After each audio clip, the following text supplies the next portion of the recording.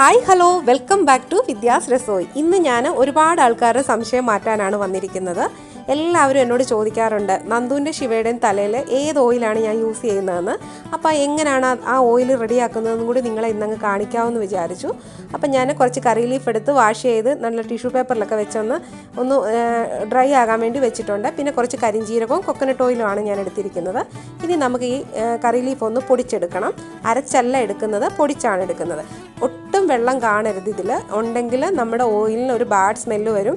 അത് ഇരിക്കുന്തോറും ഒരു ബാഡ് സ്മെല്ലായിരിക്കും. അപ്പോൾ അങ്ങനെ ഒന്നും വരാണ്ടിരിക്കാൻ വേണ്ടി നമ്മളിത് നന്നായിട്ട് പൊടിച്ചെടുക്കണം. അപ്പോൾ ഇത് നന്നായി പൊടിച്ച് കിട്ടിയിട്ടുണ്ട് എനിക്ക്. ഇപ്പോൾ കരിഞ്ജീരകമാണെങ്കിലും ഇവിടുത്തെ എല്ലാ ഷോപ്പുകളിലും കിട്ടും. പിന്നെ നാട്ടിൽ കിട്ടുമെന്നുള്ളത് എല്ലാവർക്കും അറിയാമല്ലോ. കരിഞ്ജീരകത്തിന് ഒരുപാട് ഹെൽത്ത് ബെനിഫിറ്റ് ഉള്ളതാണ്. നമ്മൾ ഉള്ളിലേക്ക് കഴിക്കാനും പിന്നെ കൊളസ്ട്രോളിനെ നിയന്ത്രിക്കാൻ അങ്ങനെ പല ഇതൊക്കെ നമ്മളിങ്ങനെ യൂട്യൂബുകളിലൊക്കെ കിടക്കുന്ന കാണാം. പക്ഷേ ഞാനിതുവരെ അത് ഓയിലിട്ടിട്ടാണ് യൂസ് ചെയ്യുന്നത്. നല്ലൊരു സ്മെല്ല് കിട്ടും നമ്മുടെ ഓയിലിന്. അപ്പം നമ്മൾ പിന്നെ ഓയിൽ എപ്പോഴും റെഡിയാക്കുമ്പോൾ നമ്മളൊരു ഇരുമ്പിൻ്റെ ഒരു പാത്രത്തിൽ വേണം നമ്മളത് ചെയ്യാൻ വേണ്ടിയിട്ട്. അപ്പം ഓയിലൊഴിച്ച് കൊക്കനട്ട് ഓയിലൊഴിച്ചു. ഇനിയിപ്പം ഇതിട്ടിട്ട് നന്നായിട്ടൊന്ന് തിളപ്പിച്ചെടുക്കുക, കാച്ചിയെടുക്കുക. അതിൻ്റെ ഒരു പതയൊക്കെ വരുമല്ലോ. അപ്പോൾ ആ ഒരു പത അടങ്ങുന്നിടം വരെ വേണം നമ്മളിത് കാച്ചിയെടുക്കാനായിട്ട്. ഈ ഓയിലൊക്കെ ഇങ്ങനെ പതയുണ്ടാകുന്നതാണെങ്കിൽ ആ ഒരു ലീഫിനകത്തിലുള്ള ഒരു വെള്ളത്തിൻ്റേത് കൊണ്ടാണ് ഇങ്ങനെ പതയുണ്ടാകുന്നത്. അപ്പോൾ അതൊന്ന് അടങ്ങുന്നിടം വരെയാണ് നമ്മളിത് കാച്ചിയെടുക്കേണ്ടത് നന്നായിട്ട്.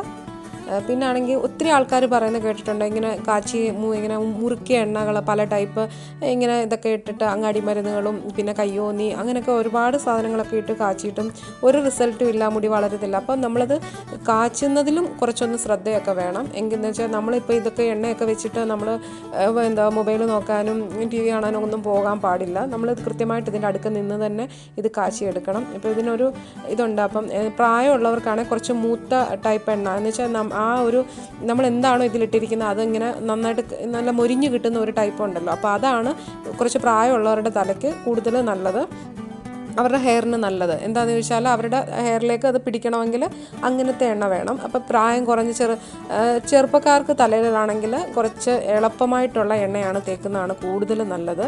അപ്പോൾ അങ്ങനെ പല ടൈപ്പിലുണ്ട് നമ്മൾ എണ്ണ കാച്ചി തേക്കുന്നത്. ഇപ്പം നമ്മൾ ആയുർവേദ ഷോപ്പുകളിലൊക്കെ ചെന്ന് നമ്മുടെ ആവശ്യങ്ങളൊക്കെ പറഞ്ഞിപ്പം ഓയിൽ ചോദിക്കുകയാണെങ്കിൽ ഒരേപോലത്തെ ഓയിലല്ലല്ലോ എല്ലാവർക്കും കൊടുക്കുന്നത്. അപ്പം നമ്മളുടെ എന്താണോ ആവശ്യം, ഇപ്പോൾ ചിലർക്ക് മുടി വളരാനോ ചിലർക്ക് തലവേദന അങ്ങനെ പല അപ്പോൾ അതിൻ്റെ എണ്ണയിലും ഉണ്ട് അതിൻ്റെ മൂത്തതും ഇളയതും എന്നൊക്കെ പറഞ്ഞ പോലെ.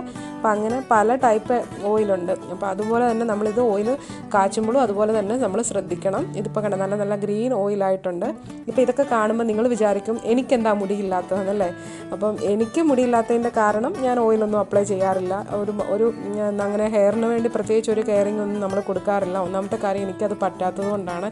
ഹെയർ പാക്കുകളും അങ്ങനത്തെ ഒന്നും തന്നെ ഞാൻ തലയിൽ യൂസ് ചെയ്യാറില്ല. എന്താണെന്ന് ചോദിച്ചാൽ എനിക്കിങ്ങനെ തലനീര് ഇറങ്ങുന്നതെന്ന് കേട്ടിട്ടുണ്ടോ? അപ്പം അത് അങ്ങനെ ഇറങ്ങുന്ന ഒരു പ്രശ്നമുണ്ട്. അപ്പം നല്ല ഒരു തലവേദന എടുക്കും. പിന്നെ ഇപ്പോൾ കുറച്ച് കഴുത്തിന് ഇങ്ങനെ ചെവിയുടെ പുറകിലൊക്കെ ഒരു വേദനയും അങ്ങനത്തെ ഒരു ബുദ്ധിമുട്ടുണ്ടാവും. എപ്പോൾ ഞാൻ ഓയിൽ പുരട്ടി നോക്കിയിട്ടുണ്ടോ അപ്പോഴൊക്കെ എനിക്ക് ചെറുതായിട്ടൊരു ജലദോഷവും പനിയും പോലൊക്കെ വരും.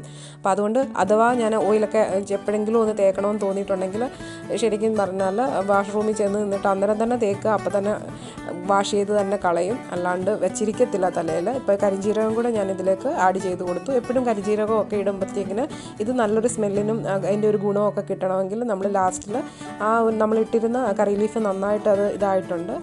അപ്പം അന്നേരം വേണം നമ്മളത് ഇട്ട് കൊടുക്കാൻ. അപ്പോൾ അതിൻ്റെ ഒരു ഗുണവും ഇതിനകത്തിൽ ഇറങ്ങും. അപ്പോൾ നമുക്ക് കറക്റ്റായിട്ട് അത് എണ്ണയ്ക്ക് നല്ലൊരു സ്മെല്ലും കിട്ടും. അപ്പോൾ അത് രണ്ടും കൂടി ഒരുപോലെ ഒന്നിച്ചിട്ട് കൊടുക്കരുത്. അപ്പോൾ എപ്പോഴും നമ്മളൊരു നല്ലൊരു ഒന്ന് സ്റ്റിക്കാവുന്ന ഒരു പരുവത്തിൽ വേണം എടുക്കാനായിട്ട്. പിന്നെ ആണെങ്കിൽ നന്ദുവിനും ശിവയ്ക്കും ആണെങ്കിൽ അവർക്ക് നല്ലതായിട്ട് ഹെയർ ഉള്ളത് ഒന്നാമത് പാരമ്പര്യമായിട്ടും ഉണ്ട് ഇതിങ്ങനെ കിട്ടുന്നത്. അല്ലാതെ ഓയിൽ മാത്രം അപ്ലൈ ചെയ്തിട്ട് കാര്യമില്ല. ഇപ്പോൾ പാരമ്പര്യമായിട്ടാണ്. ഇപ്പോൾ കണിഞ്ചേട്ടൻ്റെ വീട്ടിലാണ്, കണിഞ്ചേട്ടൻ്റെ സിസ്റ്ററുണ്ട്. അപ്പോൾ ചേച്ചിയുടെ മുടി നന്നായിട്ട്, ചേച്ചിക്ക് ചെറുതിലെ നല്ല മുടി ഉണ്ടായിരുന്നു. ചേച്ചിയുടെ കുട്ടികളെക്കാട്ടിലും കൂടുതൽ ഇവർക്ക് അത് ആ ഒരു പാരമ്പര്യം പോലെ കിട്ടിയിട്ടുണ്ട്. ചേച്ചിക്ക് നല്ല മുടിയാണ് ചേച്ചിക്കുള്ളത്.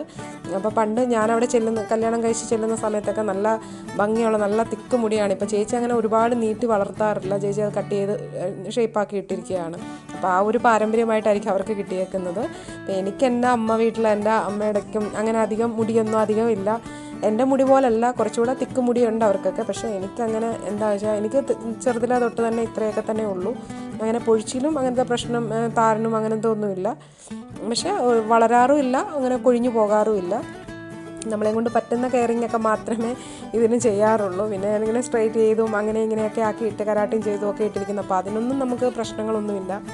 ഇങ്ങനെ ഓയിലൊക്കെ അപ്ലൈ ചെയ്യാൻ കുറച്ച് ബുദ്ധിമുട്ടാണ്. എനിക്ക് ഭയങ്കര ഇഷ്ടമാണ് മുടി വളർത്തുന്നതൊക്കെ. അപ്പോൾ ആ ഒരു ആഗ്രഹത്തിന് വേണ്ടിയാണ് കുട്ടികൾക്ക് വളർത്തുന്നത്. അപ്പോൾ അവർക്ക് ഇതൊന്ന് ചെറിയൊരു ചൂടോടെ ഞാനൊന്ന് അപ്ലൈയും കൂടെ ചെയ്ത് കൊടുക്കാം. എന്നിട്ട് വാഷ് ചെയ്തിട്ട് കൊണ്ടുവന്നിട്ട് കൂടെ നിങ്ങളെ കാണിച്ച് നോക്കാം കേട്ടോ.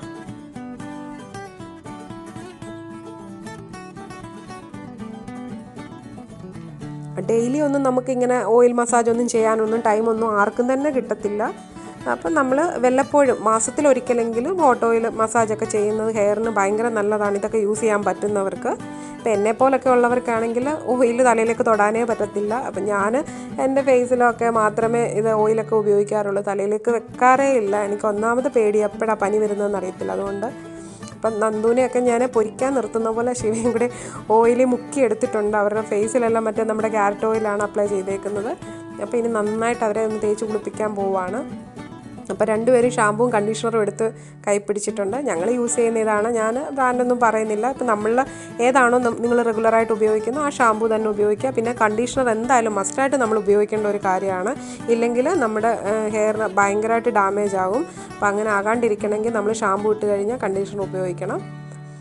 അപ്പം അവരുടെ ഹെയർ കെയർ ഇതാണ് ഞാൻ ചെയ്യുന്നത്. നന്നായിട്ട് ഓയിൽ തേക്കും. അത് കഴിഞ്ഞിട്ട് ഇങ്ങനെ ഷാമ്പു ഇട്ട് നന്നായിട്ട് വാഷ് ചെയ്ത് പിന്നി കെട്ടിയൊക്കെ വെക്കും. അങ്ങനെ തന്നെ എല്ലാ ദിവസവും നമ്മൾ മുടിയൊക്കെ നന്നായിട്ട് പിന്നി മുറുക്കി കെട്ടിയൊക്കെ വെക്കണം. എങ്കിൽ മാത്രം, അല്ലെങ്കിൽ മുടിയെല്ലാം അങ്ങോട്ടും ഇങ്ങോട്ടും ഇട്ട് ആട്ടി അതെല്ലാം ചീത്തയായി പോകും.